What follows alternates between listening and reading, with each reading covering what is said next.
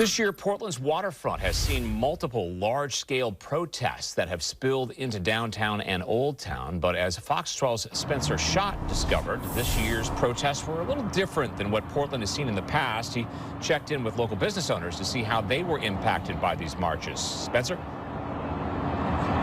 Yeah, Pete, with the National Day of Action back in April and then the No Kings protest in June, the waterfront brought in more than 10,000 people for both of those days. And the local business owners I spoke to said on those days they saw record revenues. Plus, they learned a thing or two on how to better manage crowds. This is what most people hear when they picture a protest happening along Portland's waterfront. But some business owners hear this. We're just a couple blocks from where the march was. Ronnie Cayley is the community manager for the Midtown Beer Garden. And back in April, when they saw there was a large protest happening nearby for the National Day of Action, they were surprised by how much business it brought in. It has never happened except during the protest that somebody sells out, then goes and buys new groceries and comes back. So that was a new one. Businesses like Bring Treats for Dogs saw record sales numbers. Owner Kristen Martin says she had her first ever $1,000 revenue day.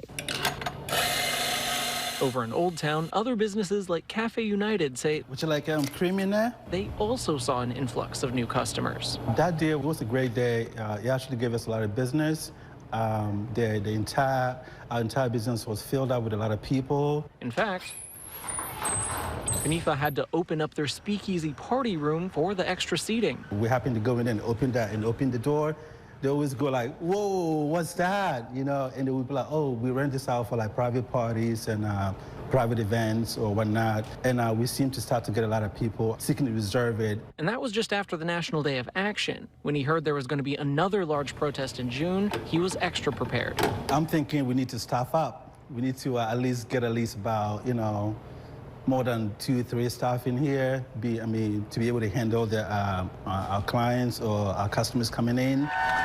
But other businesses and organizations prepared for the No Kings March in a different way. The folks who run the Saturday market right on the waterfront say the first protest in April was a little intense for them. So they marched through our site, and all of our vendors, like in the heat of the protest, were body to body with marchers. So a lot of them have to close down their shops during the couple hours of the protest because there was no moving. But they had a plan for crowd control come June. So we then, for the No Kings protest, our site crew did fencing on the sides to kind of move the crowd so then they would walk around both sides of our market rather than directly through our market. These business owners hope these protests gave the attendees a new view of their neighborhood. We're excited for the more people down to Old Town.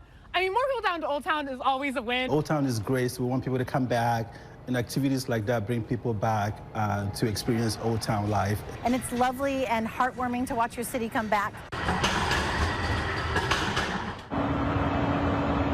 While these business owners say record revenue days are always nice, it's not all about the profit. It's really about changing folks' perspective. They say having a positive experience like attending a peaceful protest will really encourage folks to continue to come down to places that they might not have visited in a while. Reporting live from Portland's waterfront, Spencer Schott, Fox 12 Oregon.